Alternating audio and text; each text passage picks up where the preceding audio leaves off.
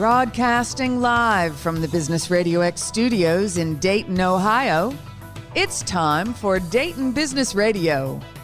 Now, here's your host. Lee Cantor here, another episode of Dayton Business Radio, and this is going to be a good one. Today I have with me Terry Salo and Terry Wilson with Strategic HR Inc. Welcome. Thank you, Lee. Hi, Lee.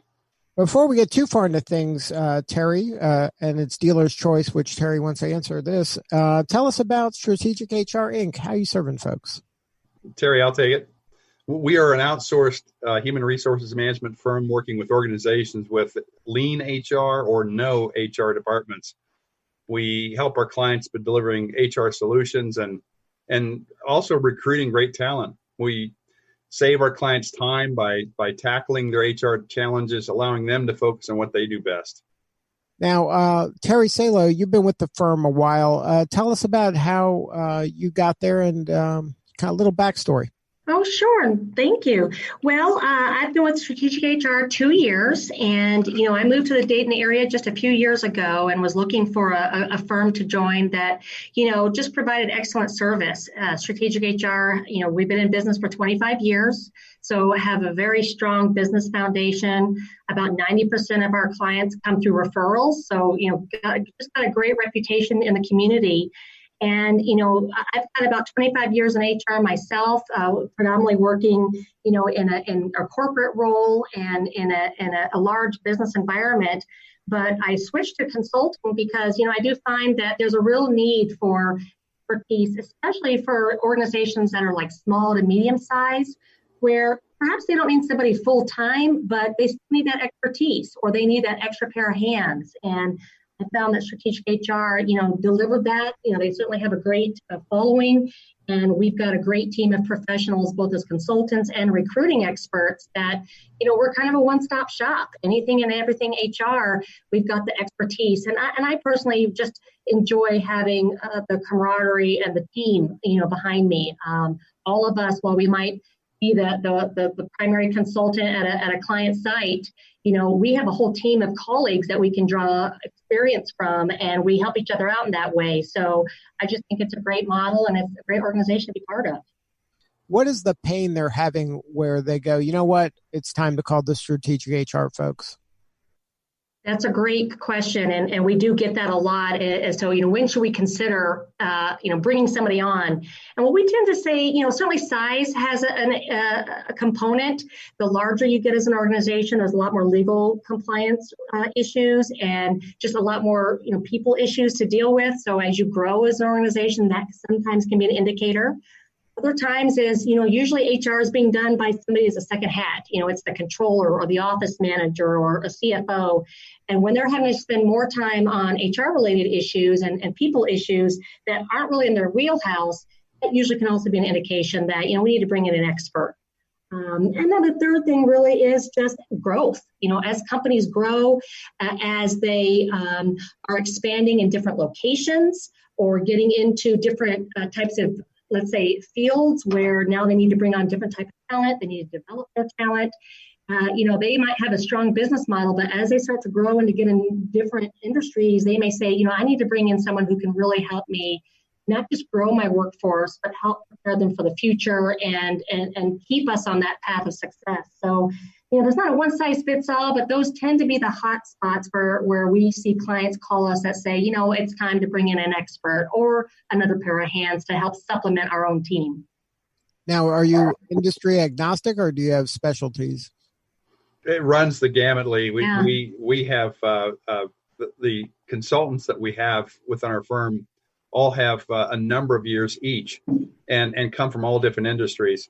And each one of the consultants, for that matter, have worked in more than one industry. I, for example, have over 30 years of experience, over 15 years of it in manufacturing, 10 years in public transportation, 3.5 years in retail, all in HR, of course, but in varying sizes of businesses. And that's representative of all our consultants. So the nice thing is that each consultant has basically been around and has had just myriad experiences. The even better part is that we rely on each other whenever we have a situation where it stumps us.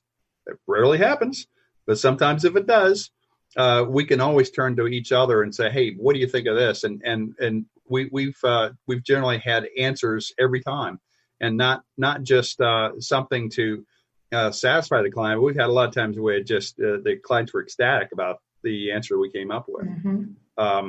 So that's been a real fun part of this job and helping our clients, and especially in the Dayton area. I would imagine from the client's perspective, when they are getting you maybe there as their main contact, but having the backing of a firm that has such a diverse background and such a deep bench, you're bringing so much more value than one individual could possibly bring. But how did you lean on that to help your clients through this COVID, where a lot of those people were maybe for the first time having to implement a remote workforce protocol, or work from home, or go back to work at the office protocol? How did you kind of use the whole best practices of the team to help your clients? Well, I will say that for one, we immediately went into action when COVID hit. I can remember the day when we were scrambling. I think as all employers were, as all of our clients were, to make some sense of it. But for us, we knew that for us to support our clients, we really had to be on top of what is it that businesses must do.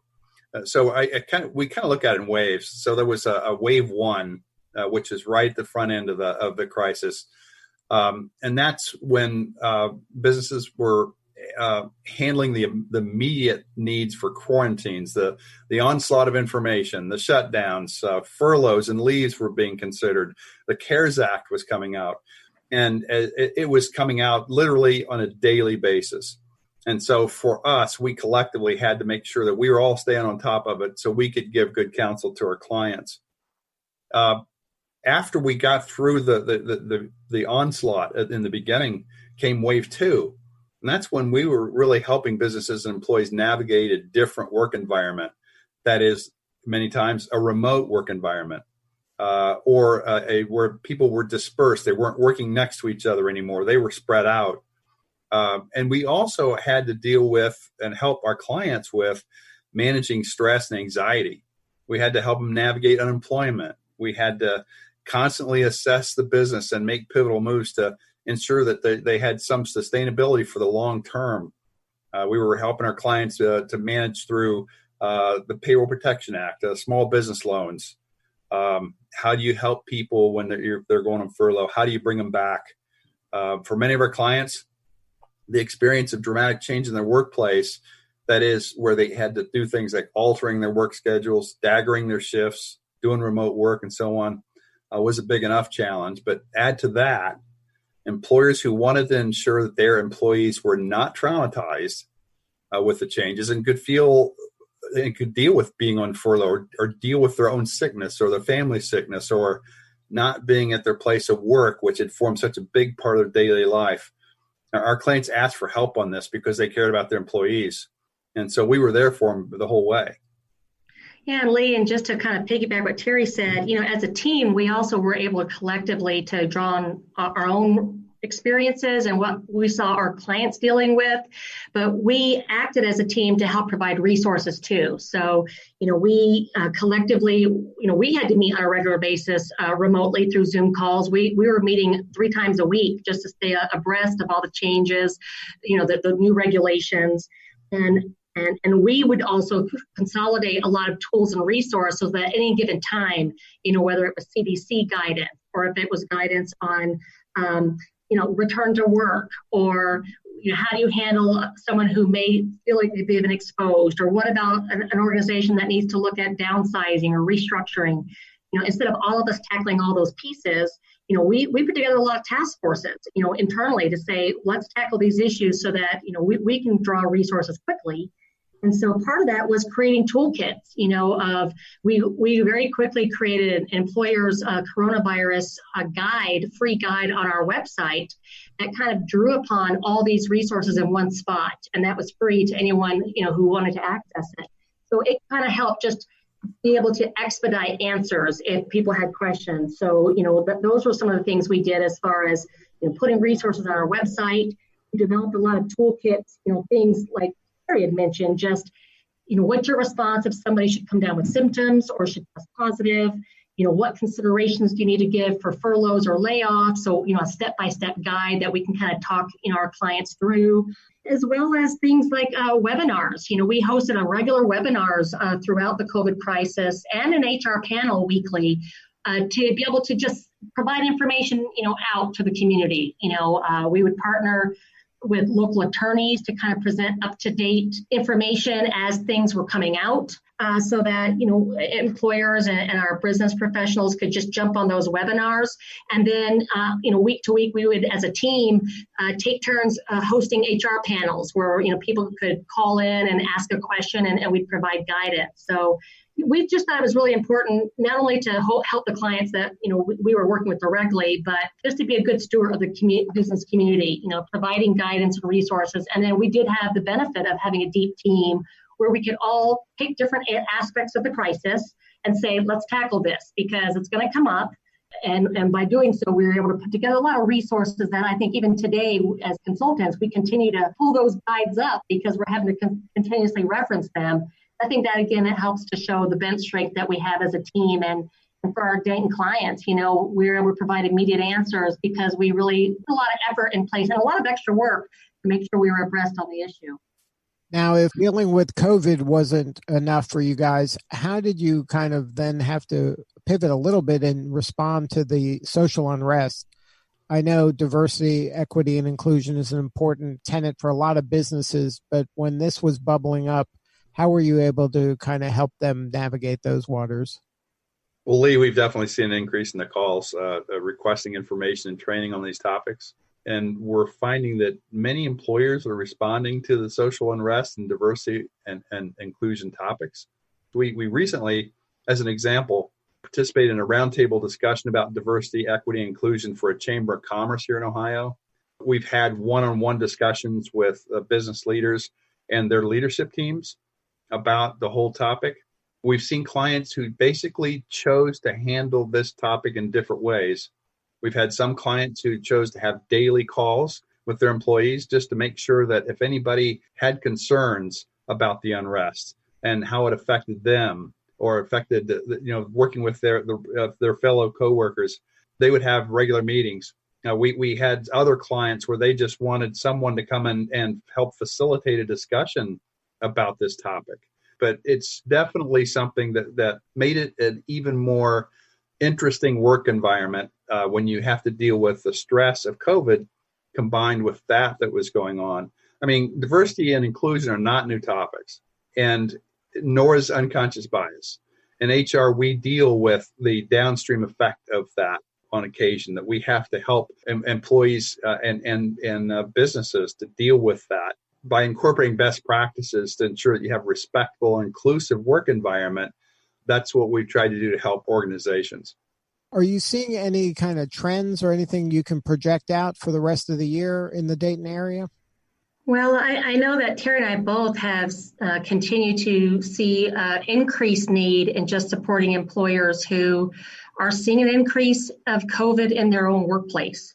Those who were quarantined and maybe shut down for a while are now coming back, or they never shut down, but are starting to see, again, either employees who have come down with the illness or symptoms, or a family member or a roommate.